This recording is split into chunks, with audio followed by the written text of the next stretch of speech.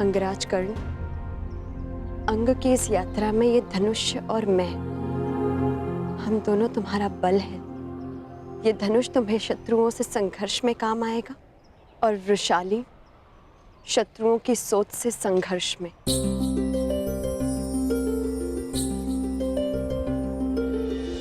मैंने हर परिस्थिति में तुम्हारे साथ रहने का तुम्हें वचन दिया है कर्ण, और ये अधिकार स्वयं अंगराज भी मुझसे नहीं छीन सकते।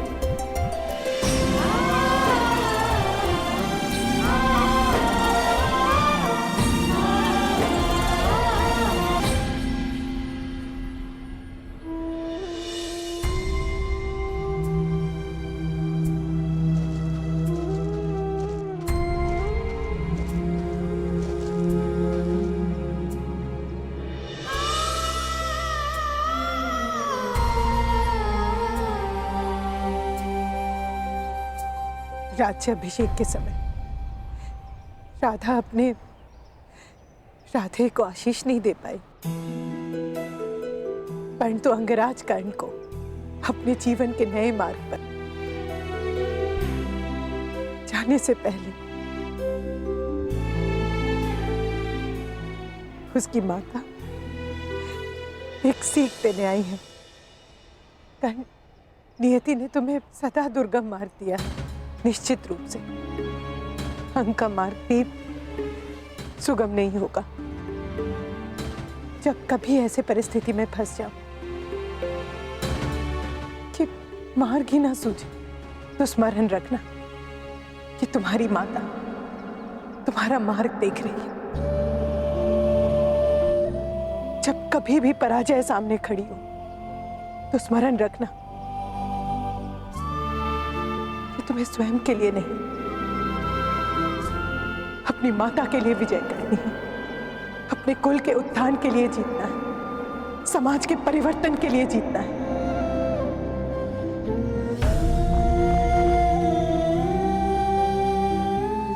विजय भव पुत्र।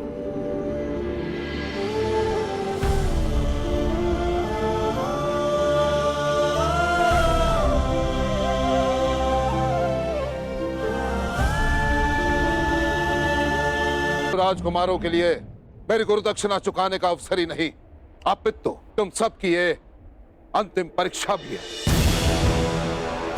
देखना यह है कि तुम सब में से कौन वो योग्य योद्धा होगा जो हस्तिनापुर की रक्षा करने में सक्षम होगा। कौन होगा वो जो हस्तिनापुर का योग्य युवराज बनेगा। कौन होगा वो जो हस्तिनापुर का प्रारब्ध बनेगा। युवराज पद किसे मिले ये हमारा लक्ष्य नहीं है गुरुदेव, परंतु आपको आपकी गुरुदक्षिणा अवश्य मिलेगी।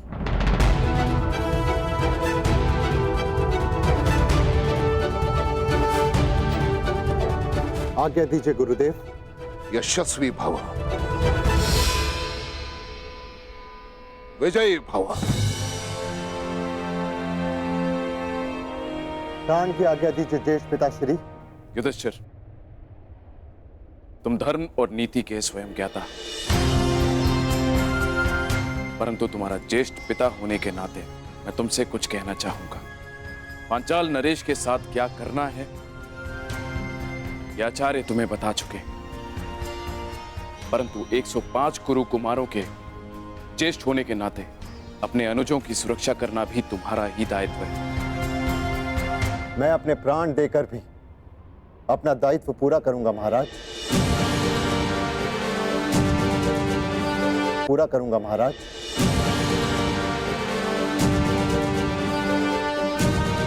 पिताश्री, विजयी होने का आशीर्वाद दीजिए। दीर्घ आयु भव पुत्र, सुरक्षित लौटना। प्रयाण करो।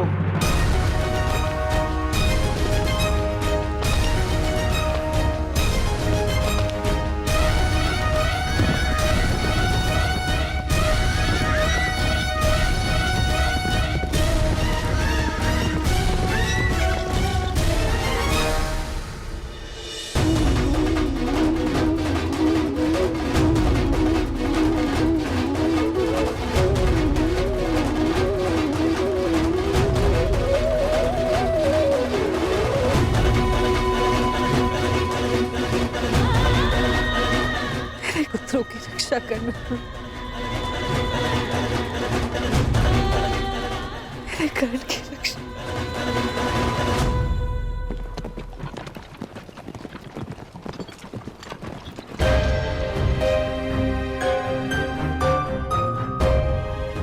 यहाँ से 2 मार्ग जा रहे हैं। ये अंगदेश किस ओर होगा?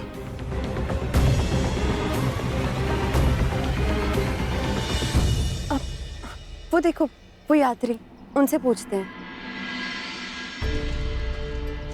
सुनिए महोदय, ये अंगदेश किस ओर होगा? अंगदेश? नहीं नहीं नहीं नहीं नहीं नहीं नहीं अंग अरे क्या हुआ? नहीं नहीं नहीं नहीं नहीं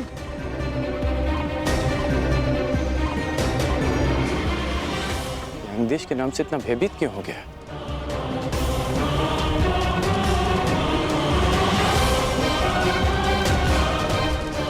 प्रणाम यात्रीगण,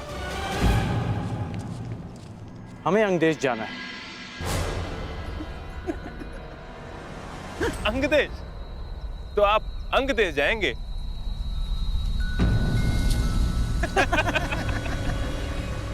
आप हंस क्यों रहे हैं?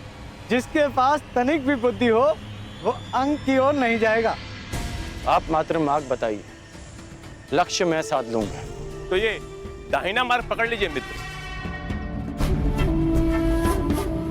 किंतु आगे जाके जब प्राण संकट में पड़े तो हमें दोष मत दीजिएगा कि हमने आपको चेतावनी नहीं दी।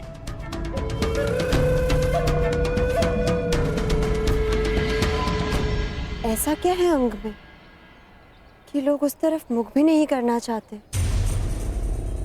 ऐसा क्या है जिससे लोग इतने भयभीत हैं? यही तो जानना है रुशाली।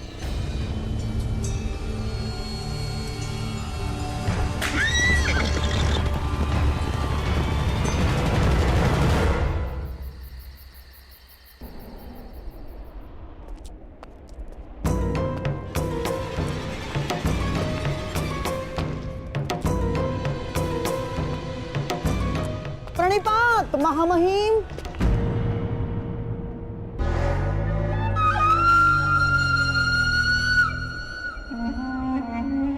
अभी अभी कुरुकुमार प्रयाण पर गए हैं। आप कहाँ प्रस्थान कर रहे हैं? मैं अंग प्रदेश जा रहा हूँ, गांधार नरेश। अंग प्रदेश जाने का प्रयोजन क्या हो सकता है महामहिम? कहीं आप ये तो नहीं चाहते कि अंगराज कर्ण अपने मंतव्य में सफल ना हो? कर्ण की सफलता और असफलता का मेरे लिए कोई महत्व नहीं। मेरे लिए महत्व का विषय है हस्तिनापुर की सुरक्षा। तो फिर आपका जाना उचित कैसे हुआ महामहिम? हाँ? अब सारे कुरुकुमार पांचाल पर प्रयाण करने गए। अब वो यदि आचार्य की गुरु दक्षिणा देने में असफल रहे तो, और यदि कल को पांचाल हस्तिनापुर पर आक्रमण कर दे तो महामहिम, कर्ण की योग्यता की परख की अपेक्षा हस्तिनापुर की सुरक्षा से अधिक महत्वपूर्ण है आपके लिए।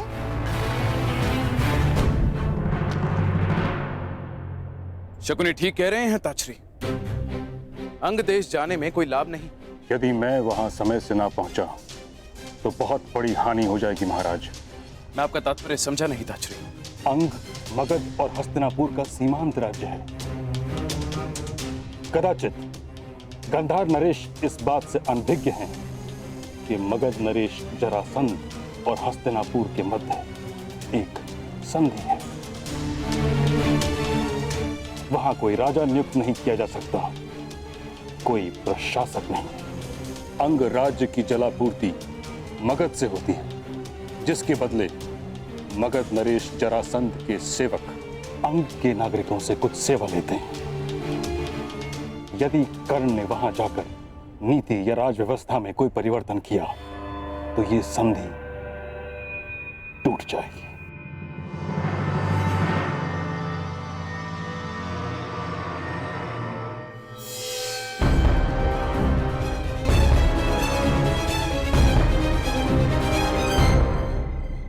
कदाचित हम अंग पहुंच गए।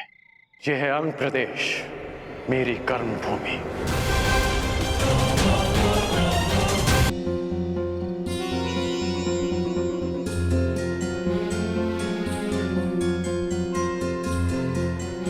वहां प्रकाश दिख रहा है वैशाली, कुछ लोग अग्नि जलाए बैठे हैं।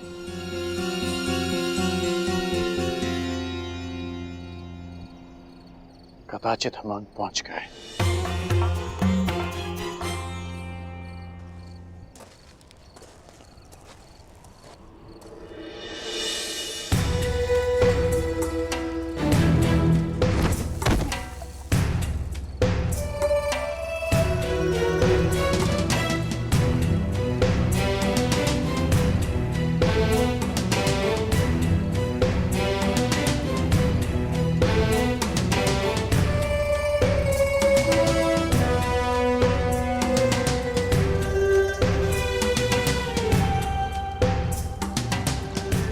ये सब क्या है कर्ण? बिना किसी भय के यहाँ मदिरा और मादक पदार्थ बनाए जा रहे हैं और तो और उनका सेवन भी किया जा रहा है।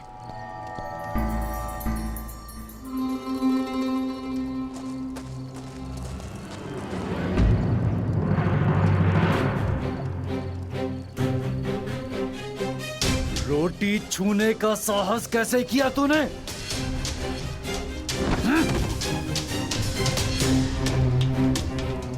मुझे भूख लगी है। भूख लगी है हाँ?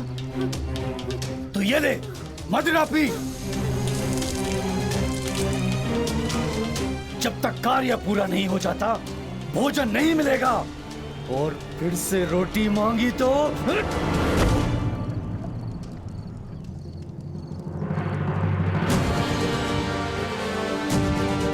क्या कर रहे हो? स्त्री पर हाथ उठाते हो? हमारे मध्य हस्तक्षेप करने वाले तुम कौन हो? मैं राधेकरण, अंग का प्रशासक।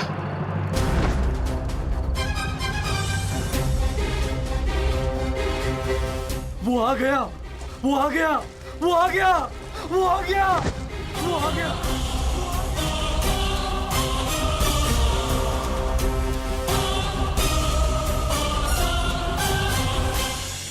अंग राज्य की जलापूर्ति मगध से होती है, जिसके बदले मगध नरेश जरासंध के सेवक अंग के नागरिकों से कुछ सेवा लेते हैं। यदि कर्ण ने वहां जाकर नीति या राज व्यवस्था में कोई परिवर्तन किया तो ये संधि टूट जाएगी और एक विकराल युद्ध का सामना करना पड़ेगा हस्तिनापुर को। तो ये बात आपने मुझे रणभूमि में क्यों नहीं कही ताचरी? मेरे कुछ कहने से पूर्व ही महाराज के मुख से वचन का बाण निकल चुका था। समस्त सभा के समक्ष उसे रोकना या उसकी अवहेलना करना मर्यादा के भी विरुद्ध था और मेरी प्रतिज्ञा के भी। मैं अपना कर्तव्य पूर्ण करने जा रहा हूं और वो है हस्तिनापुर की सुरक्षा। परंतु महामहिम, आपके इस प्रकार कर्ण के पीछे जाने से हस्तिनापुर के महाराजा कितने निर्बल सिद्ध होंगे कि उन्होंने पहले कर्ण को एक राज्य दिया, उसे अपने आप को सिद्ध करने का अवसर दिया और फिर उसे रोक लिया। मुझे लगता है महाराज, हमने अवश्य प्रतीक्षा करनी चाहिए। अंगराज कर्ण को एक प्रयास का अवसर देना ही चाहिए महाराज। तब तक जब तक हमारे कुमार पांचाल से लौट नहीं आते। शकुनी ठीक कह रहे हैं ताचरी। जब तक सभी कुमार सुरक्षित लौट नहीं आते तब तक आपको हस्तिनापुर में ही रहना चाहिए।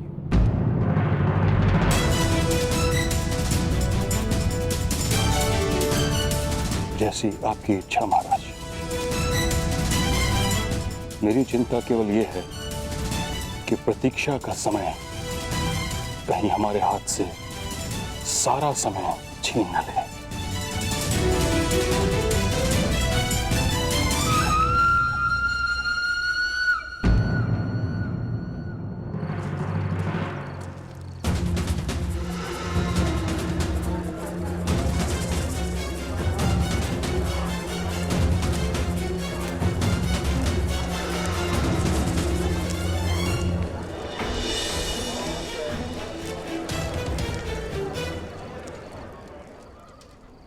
आइए आइए, पधारिए अंगराज। अंग में आपका स्वागत है और हम हैं आपकी प्रजा। ये देखिए, आपके लिए हमने कितने परिश्रम से सिंहासन बनाया है।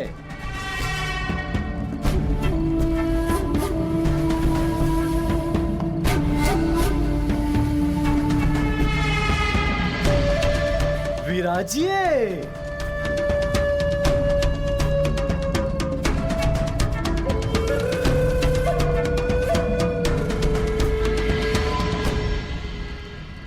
ऐसे मत देखिए, यहाँ स्वर्ण नहीं पाया जाता है। जो भी मिला उससे आपके लिए आसन प्रस्तुत कर दिया है और आपके भोजन के लिए हमारे हाथों से बनी मदिरा और वन पशुओं का मांस प्रस्तुत है। स्वीकार कीजिए।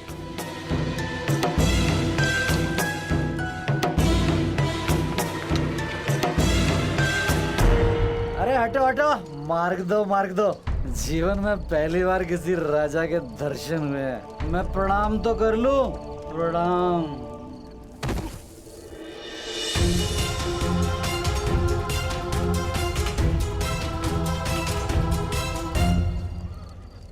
अरे बड़ी सुंदर है तू। तू चल मेरे साथ, तेरे लिए यहाँ काम है। यहाँ केवल रानियों के लिए ही काम है, राजा का कोई काम नहीं है यहाँ।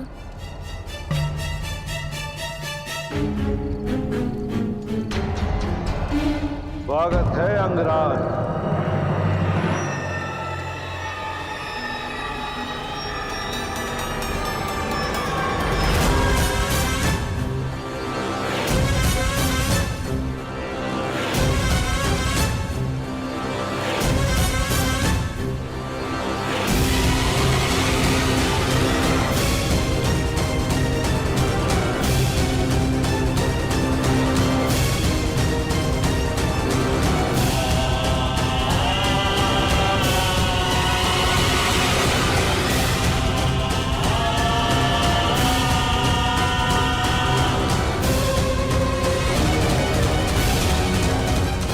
मुझे यहाँ पर दानव के नाम से जाना जाता है और मुझे मेरे गुप्तचरों ने यह सूचना दी थी कि हस्तिनापुर नरेश हम पर कृपावान हुए हैं। उन्होंने हमारे अंग प्रदेश के लिए एक शासक भेजा है। परंतु राजा महोदय, इस बात से तो आप भली भांति परिचित होंगे, ये एक राजा अपनी प्रजा का प्रतिनिधित्व करता है और प्रजा भी उसी को राजा चुनती है जो उन्हीं की भांति हो, जो उन्हीं में से एक हो। यदि तुम्हें यहाँ पर शासन करना है तो तुम्हें यह सिद्ध करना होगा अंगराज कि तुम हमारे ही जैसे हो। तुम्हें हमारे जैसा बनना होगा अंगराज। तो विलंब क्यों है अंगराज?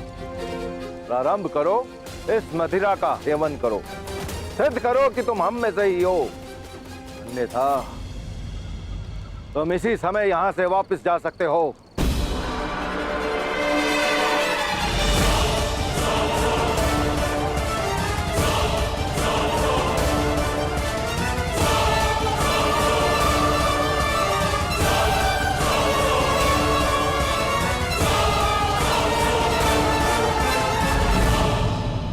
अंगराज, अंग का ना तो कभी कोई राजा था और ना ही इसे कभी किसी राजा की आवश्यकता है। और अगर तब भी तुम यहाँ पर निर्वाह करना चाहते हो तो तुम्हें हमारे समान बनना होगा, क्योंकि जो समान नहीं होता उसका सम्मान नहीं होता। उचित कहा तुमने दानव। जब तक हम समान नहीं हो जाते हम साथ नहीं रह सकते। परंतु समान होने के भी दो मार्ग होते हैं। पहला कि मैं तुम जैसा बन जाऊं, और दूसरा कि तुम्हें स्वयं अपने जैसा बना लूं। हाँ, तुम हमारे जैसे हो और ना हम कभी तुम्हारे जैसे बनेंगे अंगराज। चलाओ, इस मूर्ख की बातों में आकर अपना समय नष्ट मत करो। जाओ, जाकर मदिरा बनाओ। जाओ।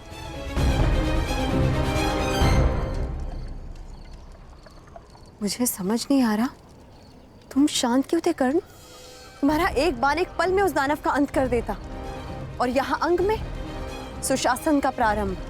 ऐसा हो सकता था, परंतु जिन पर शासन करना हो उन्हें समाप्त नहीं किया जाता।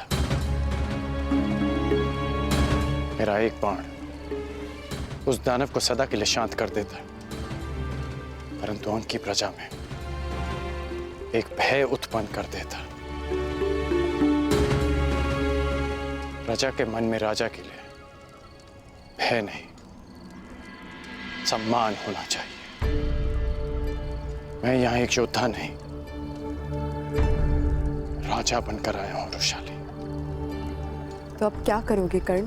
सम्मान का प्रारंभ प्रेम से होता है, और प्रेम का प्रारंभ विश्वास से। मुझे इन्हें विश्वास दिलाना होगा कि मैं इनमें से एक हूं। मुझे इनके जीवन में परिवर्तन लाने के लिए इनमें से एक बनना होगा रुशाली। इनमें से एक हूं। मुझे इनके जीवन में परिवर्तन लाने के लिए इनमें से एक बनना होगा रुशाली। अंग राज्य के लोग कर्ण पर कभी विश्वास करेंगे ही नहीं। ये बड़ी विकट समस्या है ताक्षरी। हाँ विदुर, और महाराज धृतराष्ट्र ये समझते ही नहीं। हस्तिनापुर का अंग होते हुए भी अंग राज्य को एकांत में रखा गया है। यदि अंग राज्य की वर्तमान कार्यशैली भंग हो गई तो वह शांति भी भंग हो जाएगी जो मगध के साथ स्थिर है। परिणाम स्वरूप सैनिकों को, नागरिकों को अपने प्राण से हाथ धोना होगा।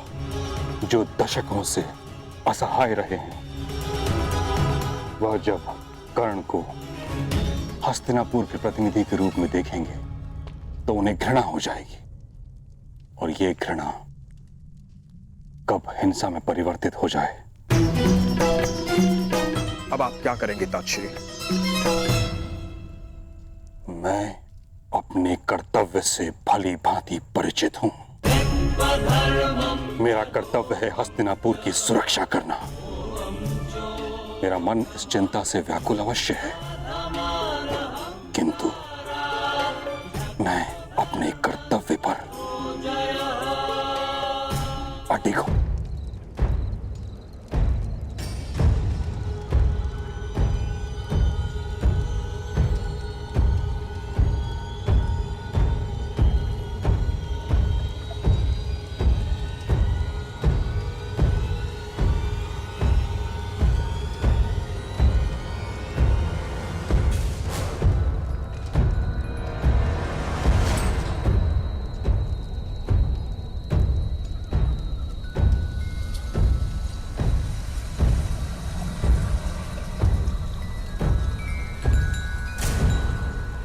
ये क्या मूर्ख, इतनी रात्रि को क्यों नगाड़ा बजा रहे हो? अब क्या स्वयं राजा अपने आगमन की घोषणा करेगा? ये मेरे आगमन की नहीं, परिवर्तन के आगमन की सूचना दे रहा हूं। ये नाथ अंग को एक निद्रा से जगाने के लिए, ये नाथ एक नई भोर के लिए है। ये नाथ अंग में सुशासन और न्याय के आगमन की सूचना है।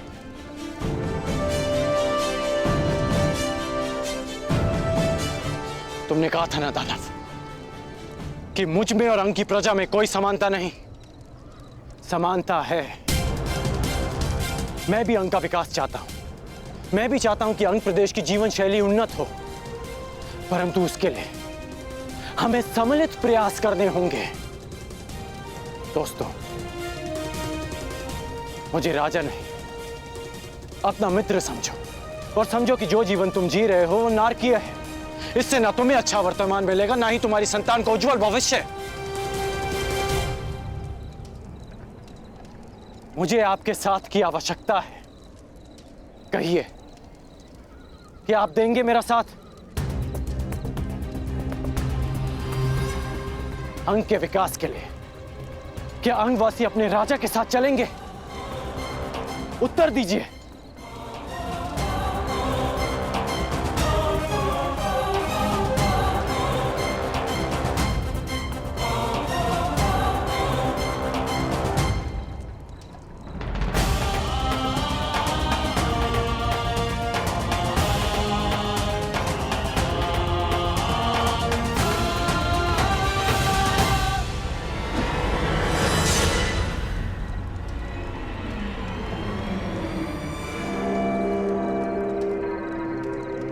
अरे ये क्या मूर्खों, तुम्हें इतना भी ज्ञात नहीं कि एक राजा का किस प्रकार से स्वागत करना चाहिए?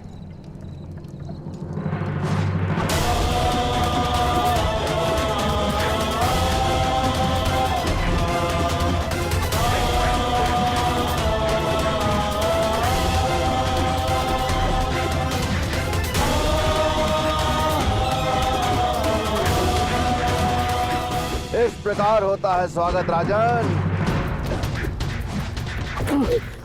कर्ण, अपनी रक्षा करो कर्ण। धनुष उठाओ, बर्बरता का अंत करो कर्ण। नहीं, मैं यहाँ अंत के लिए नहीं, नए प्रारब्ध के लिए आया हूँ। मैं यहाँ विनाश के लिए नहीं, अंग के विकास के लिए आया हूँ। यदि अंग की प्रजा का मेरे लिए यही स्वागत है तो यही सही, मुझे स्वीकार है।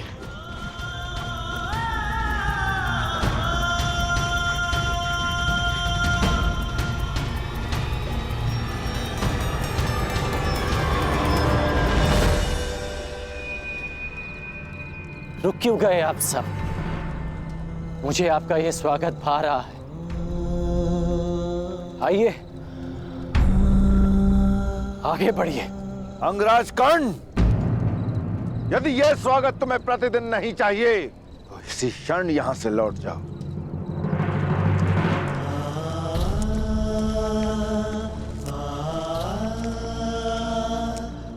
तुम सुरक्षित हो नरुशाली?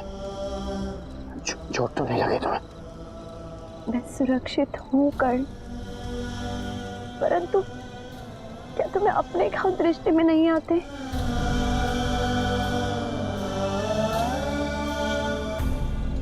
मेरे घाव भर जाएंगे,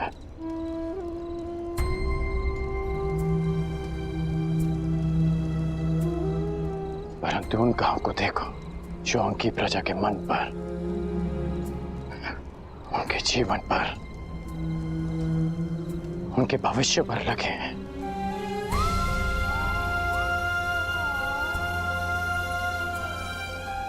गौ माता दूध देती है और सर्प विष। सोचो रोशाली, इनके भीतर कितनी पीड़ा होगी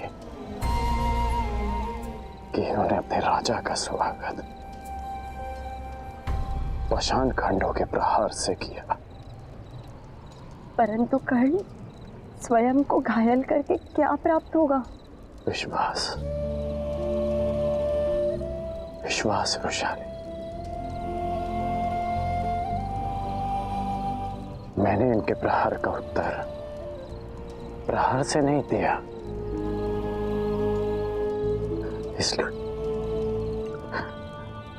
इसलिए इन्हें विश्वास होगा कि मैं इनके लिए हानिप्रद नहीं हूं। देखा मैंने, कितना विश्वास जगा इनमें। पाषाणों की वर्षा करते थक नहीं रहे थे ये लोग।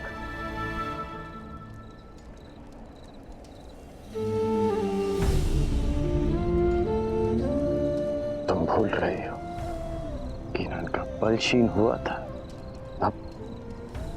न पाषाण खंड कम पड़ गए थे, परंतु वो स्वयं रुके। सूर्य देव भी तुरंत उदय नहीं होते, उनकी किरणें धीरे धीरे अंधकार की चादर को चीरती हैं। समय लगेगा रोशानी,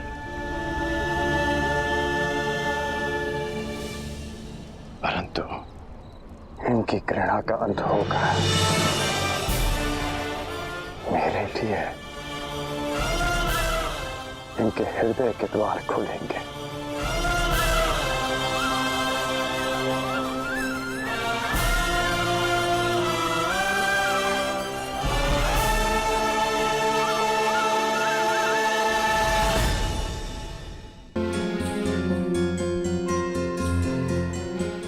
प्रकाश दिख रहा है वैशाली, कुछ लोग अग्नि जलाए बैठे हैं।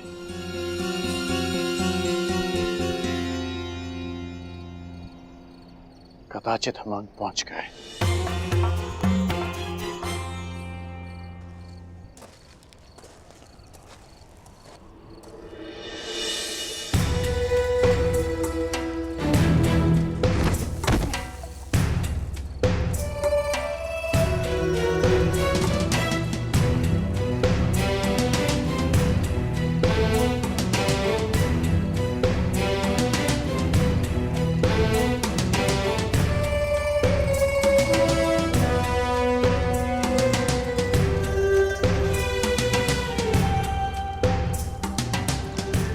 ये सब क्या है कर्ण? बिना किसी भय के यहाँ मदिरा और मादक पदार्थ बनाए जा रहे हैं और तो और उनका सेवन भी किया जा रहा है।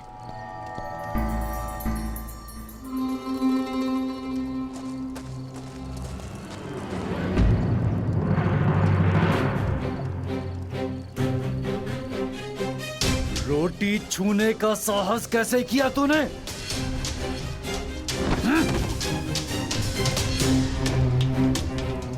मुझे भूख लगी है। भूख लगी है हाँ? तो ये ले मदिरा पी।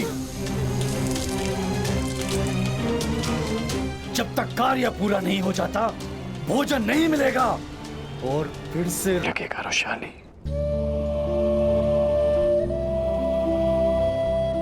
परंतु इनकी घृणा का अंत होगा। मेरे लिए इनके हृदय के द्वार खुलेंगे।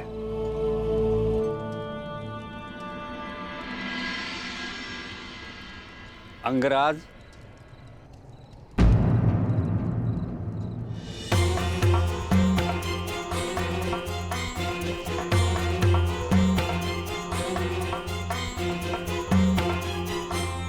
यह लेप तुम्हारे घाव के उपचार के लिए है।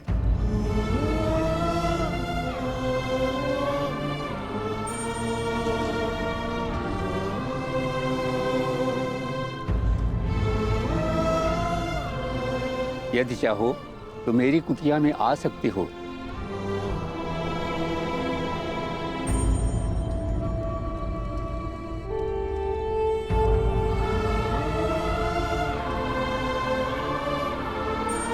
पहली किरण का आगमन हो गया।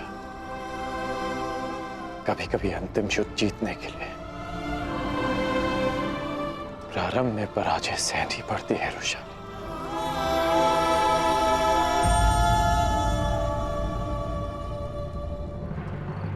तुम पांचाल की सीमा पर आ चुके हो और तुम्हारे समक्ष संपूर्ण पांचाल राज्य है। कल प्रातः तुम्हें अवसर मिलेगा अपने शौर्य, अपने पराक्रम की सीमा जानने का और मुझे यह जानने का कि एक गुरु के रूप में मैं सफल रहा या असफल। यदि किसी के मन में संदेह है या आग्रह है तो वो मेरे समक्ष प्रस्तुत हो।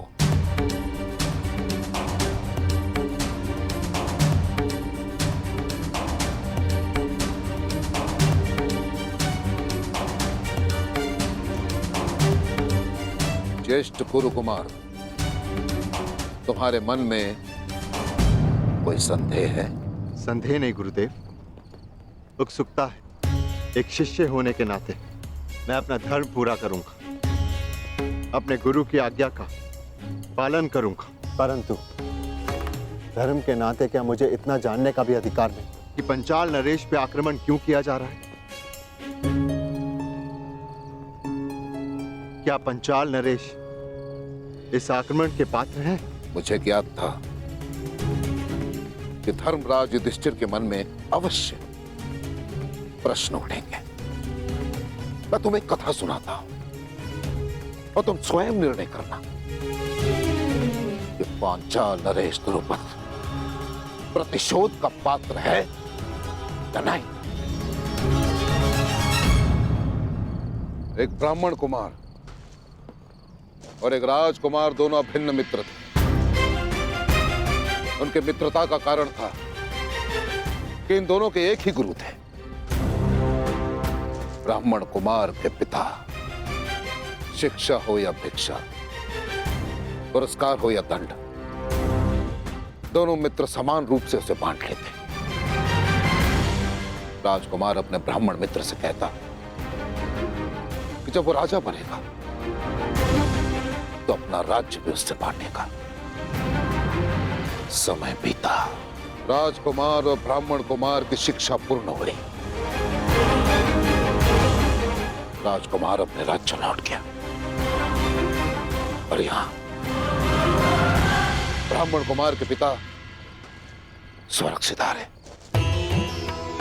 और इतना ही नहीं, ब्राह्मण कुमार पर आक्रमण हुआ निर्धनता का। ब्राह्मण कुमार स्वाभिमानी था, परंतु अपनी भूखी संतान के करंदन के समक्ष उसका स्वाभिमान परास्त हो गया। निर्धनता का मारा ब्राह्मण कुमार अपने मित्र के पास सहायता के लिए पहुंचा।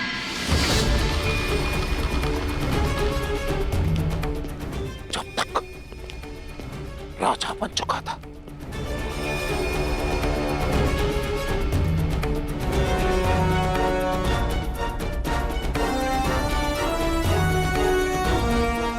उसने अपने मित्र को बचपन के एक एक वचन स्मरण करवाए।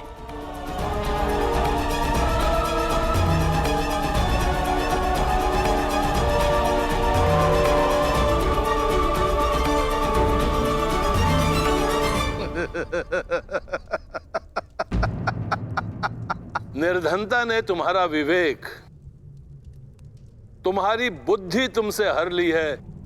मूर्ख ब्राह्मण, बाल अवस्था में जो कुछ भी हमने कहा, जो किया, वो सब वहीं उसी आश्रम में छोड़ आए हैं हम।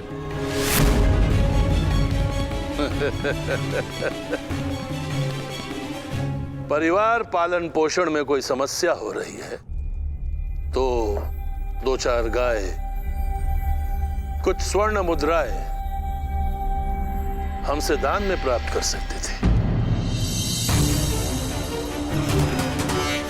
परंतु मित्र कहने का साहस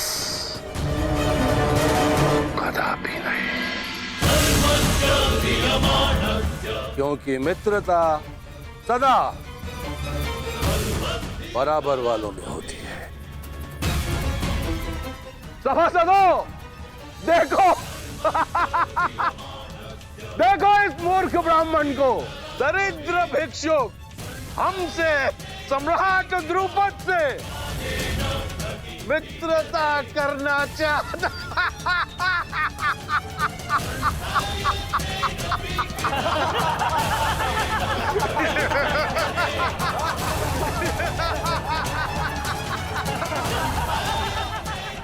वो आचार्य मेरे पिता ऋषि भारद्वाज थे और वो राजकुमार पांचाल नरेश द्रुपद है, और मैं अपने 105 शिष्यों से अपने अपमान का प्रतिशोध मांग रहा हूं।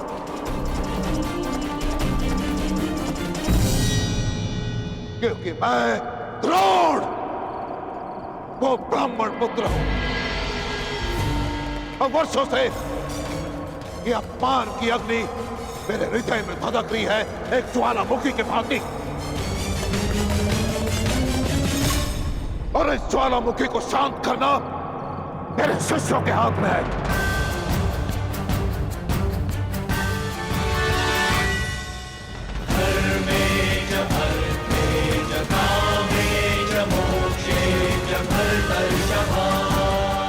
गुरुदेव, आपके अपमान के घाव पर पांचाल की पराजय का लेप लगाएंगे हम। जिस पांचाल नरेश ने हमारे गुरु को भिक्षुक कहकर अपमानित किया, उसे भिक्षुक बनाकर आपके चरणों में प्रस्तुत करेंगे हम।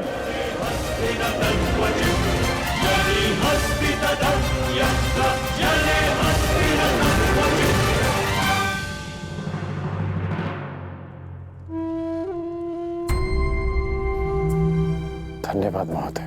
मुझे विश्वास है कि आप जैसे लोगों की सहायता से मैं अंग का उद्धार कर पाऊंगा। भूल जाओ अंगराज, उत्थान और विकास की बातें पेट भरे होने पर ही भाती। यहाँ अंग में भूख का शासन है, जो आश्वासनों से अपना सिंहासन नहीं छोड़ने वाली। वर्षों से अंग हस्तिनापुर के अधीन है, परंतु आज तक हमारा कुशल क्षेम पूछने कोई नहीं आया। हम लोग मृत्यु से नहीं, जीवन से युद्ध करते हैं। अंततः हमने अपना जीवन जीना सीख लिया है, और आज अचानक यहाँ आकर तुम अपना अधिकार जता रहे हो, वो भी रिक्त बातों से। यहाँ के लोगों की दृष्टि में तुम एक राजा नहीं, बल्कि हमारा उपहास उड़ाने आए एक शत्रु हो।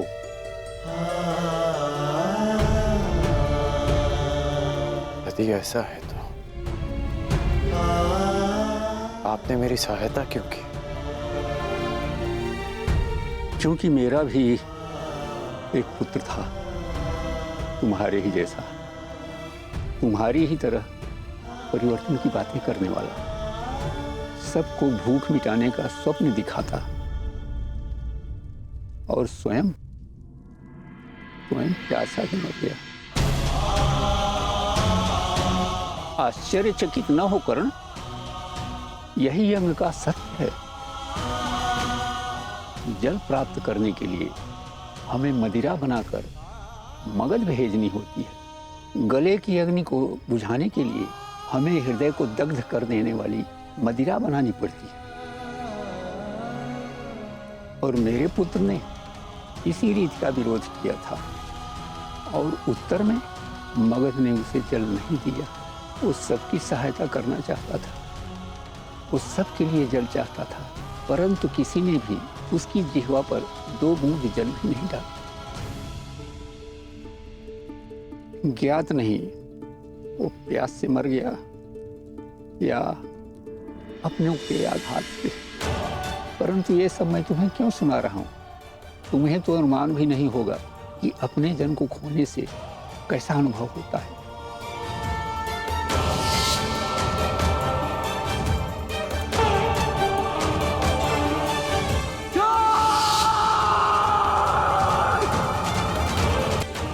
और अनुभव भी, प्यास से किसी का कंठ इतना नहीं जला होगा जितना पिघले हुए स्वर्ण से शोन का कंठ। शोन मेरा भाई, आपके पुत्र को तो चीखने का, पुकारने का अवसर मिला, परंतु मेरे भाई को तो वो अवसर भी नहीं मिला। मैं यहां आया हूं उसके प्रतिकार के लिए। मैंने ये परिवर्तन का बीड़ा उठाया, इस अनुभव के कारण।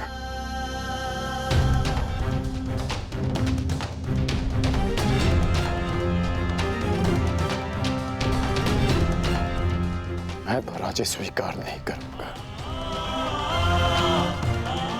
इसलिए भी क्योंकि ये अनुभव किसी और को सहना ना पड़े। मेरी सहायता करें महोदय।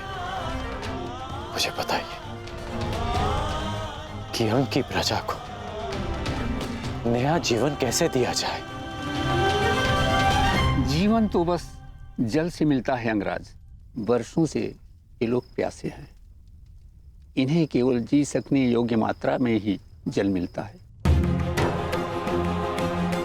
अंगराज, यदि यहाँ परिवर्तन लाना है तो सबसे पहले जल लाना होगा।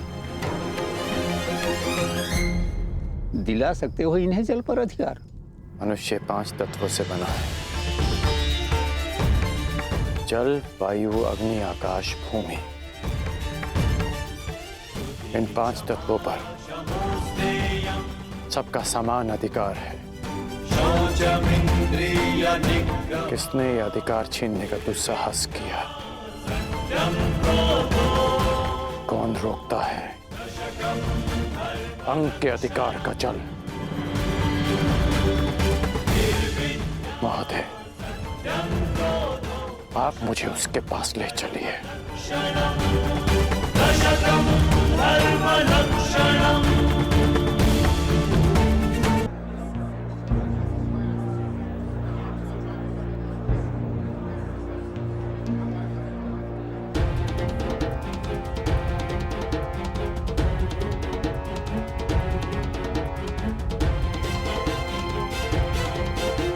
जल्दी करो। ठीक, मेरे पास समय बहुत कम है।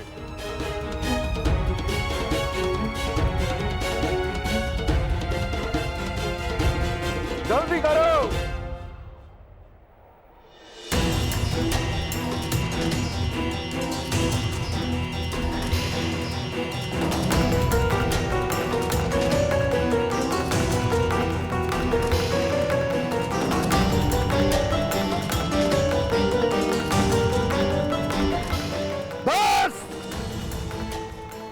ही जल मिलेगा।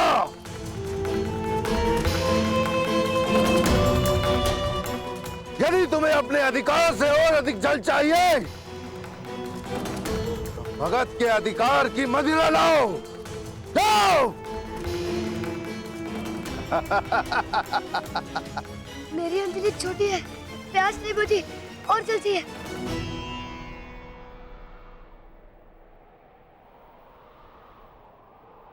प्यास बुझानी है? हाँ? मैं बुझवाता हूँ तुम्हारी प्यास। हाँ? यानी इस बालक को मदिरा पिला के इसकी प्यास बुझाओ। हाँ? मदिरा नहीं चाहिए, जल चाहिए।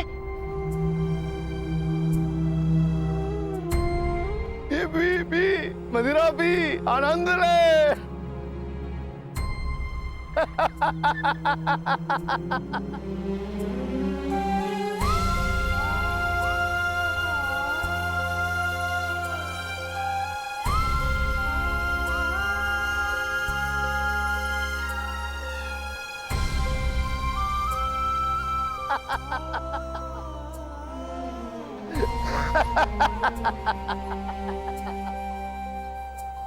देखा तुमने अंगराज,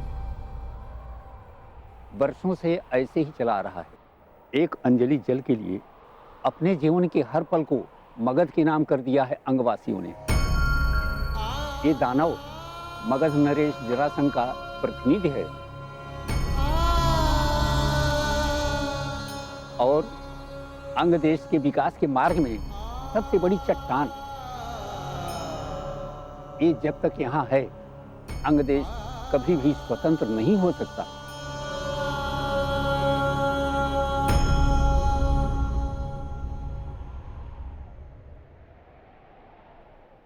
दानव, मार्ग से हटो। इस जल पर किसी एक का अधिकार नहीं। ओ, अंगराज कर्ण, तुम अभी तक यहीं पर विराजमान हो और जीवित भी। लगता है कि अंगराज को भी जल की प्यास सताने लगी। तो ठीक है, मदिरा लेकर आओ और बदले में अपने अधिकार का जल ले जाओ। मैं यहाँ सारे अंग के लिए जल लेने आया हूँ। अंगराज, तुम राजा हो या विदूषक, तुम्हें इतना भी ज्ञात नहीं कि इस जल पर मगध का अधिकार है। इसीलिए त्याग पूर्वक मैं जितना भी जल दे रहा हूं उसी में संतुष्टि करो। जे रुष्ट मत करो बालक, अन्यथा तुम अपने प्राणों से हाथ धो बैठोगे। अंतिम चेतावनी दे रहा हूं कि अंग का जल अंग में छोड़ो और अंग की सीमा से चले जाओ, अन्यथा नरक में प्रस्थान करोगे। मृत्यु का भय तू किसे दिखा रहा है? मृत्यु तो सबकी होनी है मूर्ख। वो कब किसको ले जाए यह किसी को ज्ञात नहीं, परंतु मुझे यह ज्ञात है मेरी मृत्यु तेरे हाथों से नहीं होगी। तो युद्ध के लिए प्रस्तुत हो जाओ। अंगराज, मैंने तुझे एक बार चेताया, 2 बार तुझे सावधान किया और अब मैं तुझे अंतिम चेतावनी दे रहा हूं। अब भी समय है, लौट जा, अन्यथा मृत्यु को प्राप्त हो जाएगा। तुम्हारा ये बाण मुझ तक पहुंचे इसमें मुझे संदेह है, परंतु यदि ये सूचना मगध नरेश तक पहुंच गई कि मुझ पर एक अंगवासी ने आक्रमण किया है, तो अंग प्रदेश का अस्तित्व मिट जाना निश्चित है। मैंने अंग को अस्तित्व में लाने के लिए ही धनुष उठाया है।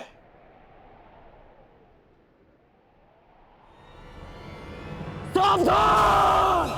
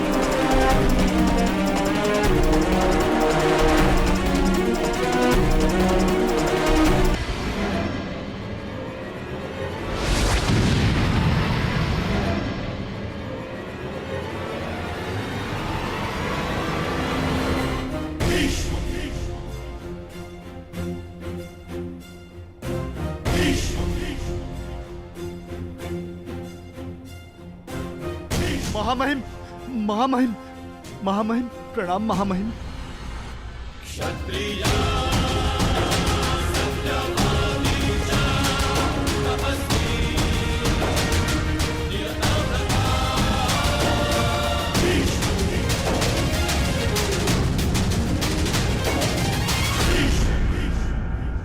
मैंने तुम्हें सावधान किया था कर्ण कि एक राजा और योद्धा में अंतर होता है। सर्वोत्तम राजा वो नहीं जो युद्ध के लिए प्रस्तुत हो जाए, वह है जो प्रजा के हित में निर्णय ले और युद्ध को टाल दे। युद्ध टालकर अब तक अंग का कौन सा हित साधा गया है महामहिम? जब परीक्षा की घड़ी हो, प्रजा त्राही त्राही कर रही हो, तो हर राजा का योद्धा बनना आवश्यक होता है। किस परीक्षा की घड़ी की बात कर रहे हो तुम कर्ण?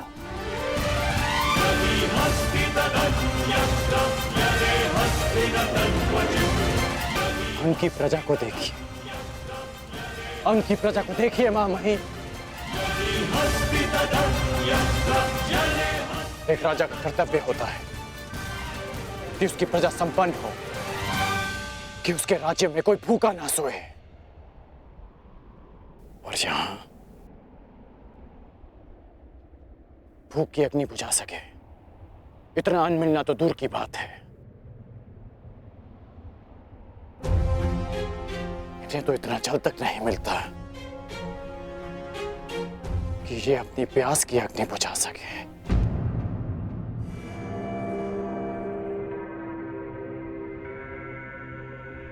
ये एक राजा के लिए परीक्षा की घड़ी नहीं तो क्या है? क्या हस्तिनापुर इतना दूर है कि वहां तक इनकी पीड़ा नहीं पहुंचती? या हस्तिनापुर की आंखें झूठे स्वप्न देखने में इतनी व्यस्त है कि उन्हें अंग के सूखे अश्रु नहीं दिखते? क्या कहीं ऐसा तो नहीं मामा ही कि हस्तिनापुर के गुप्तचरों ने आपको अंधकार में रखा वर्षों तक, या कहें दशकों तक? कदाचित हस्तिनापुर साम्राज्य में अंग ही ऐसा क्षेत्र होगा, किसी भी छोटे बालक को यह नहीं पता कि उसके मां महिम भीष्म दिखते कैसे। अद्भुत दृश्य। अंग प्रदेश के भूतपूर्व शासक और वर्तमान राजा का यह मिलन देख के तो मेरी आंखें भर गई। महामहिम, यदि आपको संधि के नियम स्मरण हो तो अपने इस मेमने से कहिए कि मेरी दृष्टि से दूर हो जाए। कहीं ऐसा ना हो कि इसका प्रलाप एक सोए हुए सिंह को जगा दे। क्या हुआ अंगराज कर्ण? तुम्हें क्या लगा था कि तुम्हारे ये महामहिम तुम्हारे अपमान के लिए मुझे तुम्हारे समक्ष दंडित करेंगे? ऐसा कुछ नहीं होने वाला महारथी कर्ण। मैंने तुम्हें एक बार चिताया था, 2 बार तुम्हें मैंने सावधान किया था, अब मैं तुम्हें अंतिम बार चेतावनी दे रहा हूं कर्ण। इसी क्षण तुम अंग प्रदेश को छोड़कर वापस चले जाओ, अन्यथा तुम मृत्यु को प्राप्त हो गए।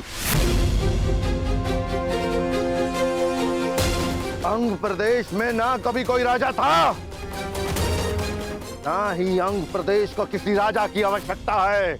मैं बचपन से ही तनिक हटी हूं दानव।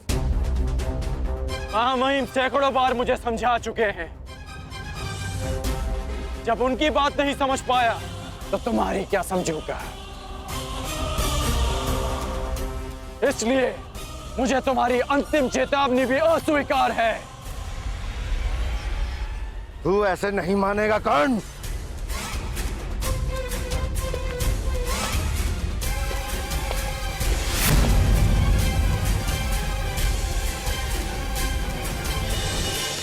कर्ण, सावधान।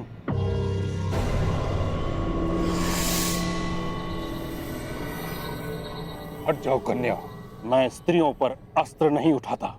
जानती हूँ महामहिम, इसीलिए आपके और कर्ण के मध्य खड़ी हूँ। तुम नहीं जानती तुमने कितने बड़े विनाश को आमंत्रण दे दिया है। जो चुनौती को समक्ष देखकर रुक जाए वो कर्ण नहीं महामहिम, आप ही का गुरु भाई है और आप भी जानते हैं कि अब उसे रोक पाना संभव नहीं।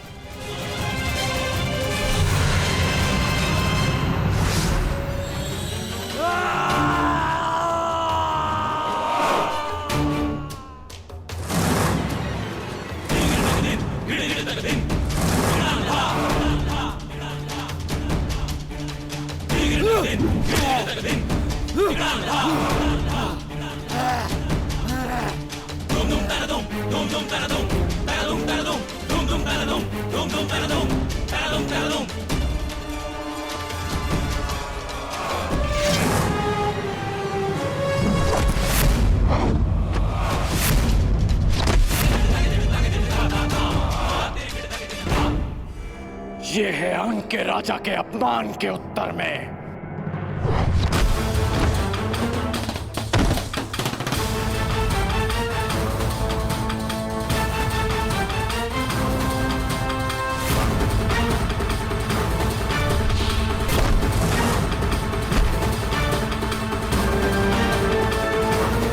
ये है महामहिम भीष्म के अपमान के उत्तर में।